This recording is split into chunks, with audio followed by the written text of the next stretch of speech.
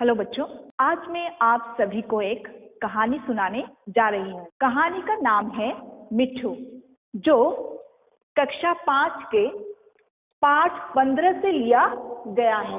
ये कहानी मुंशी प्रेमचंद द्वारा लिखा गया है। इस कहानी में एक बच्चे का बंदर के प्रति अटूट प्रेम और मिट्ठू जो एक बंदर होकर भी मनुष्य से इतना प्यार को दर्शाया गया है। बच्चों, हम सब जानते हैं कि बंदर बहुत शरारती होते हैं। हमने बंदरों को तमाशे करते हुए देखा है, घरों से कपड़े उठाकर भागते हुए देखा है, और कुछ बंदर घरों के जानवरों को या सामानों को उठाकर ले जाते हुए देखा है। पर आज हम एक ऐसी कहानी सुनेंगे जिससे पता चलेगा कि आप बंदर से भी दोस्ती कर सकते हैं। यह कहानी है लखनऊ की, जहां एक सर्कस कंपनी आई थी। उसके पास शेर, भालू, चीता और भी बहुत सारे जानवर थे। उनमें से एक बंदर भी था। बहुत सारे बच्चे रोज इन जानवरों को देखने आया करते थे। उनमें से एक गोपाल था, जो रोज आता और मिट्ठू के पास घंटों चुपचाप बैठा रहता था। गोपाल मिट्ठू के लिए घर से चने, मटर, केले लाता और उसे खिलाता था। इस तरह दोनों में गहरी दोस्ती हो गई। एक दिन गोपाल ने सुना कि सर्कस कंपनी वहां से दूसरे शहर में जा रही है। यह सुनकर गोपाल के होश उड़ गए।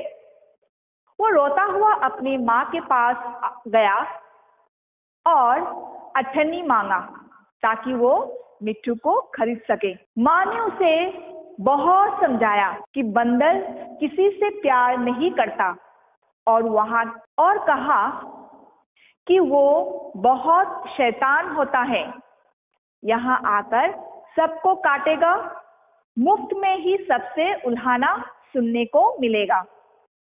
परंतु गोपाल नहीं माना और जिद करने लगा। माँ ने मजबूर होकर अठन्नी निकालकर दे दी। अठन्नी मिलते ही गोपाल मिट्ठू को खरीदने चला, लेकिन जब वो मिट्ठू को वहां नहीं दिखा तो वो उदास हो गया।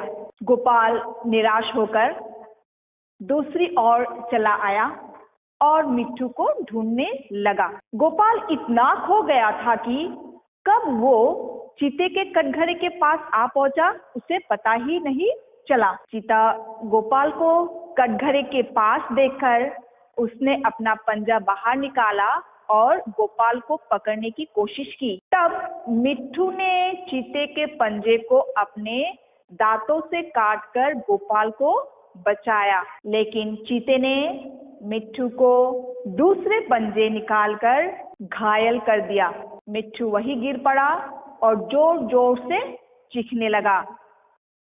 मिट्ठू की यह हालत देखकर गोपाल भी रोने लगा। दोनों का रोना सुनकर लोग दौड़ कर आया और देखा कि मिट्ठू बेहोश पड़ा है और गोपाल रो रहा था। तुरंत ही मिट्ठू का घाव धोया गया और मरहम लगवाया गया।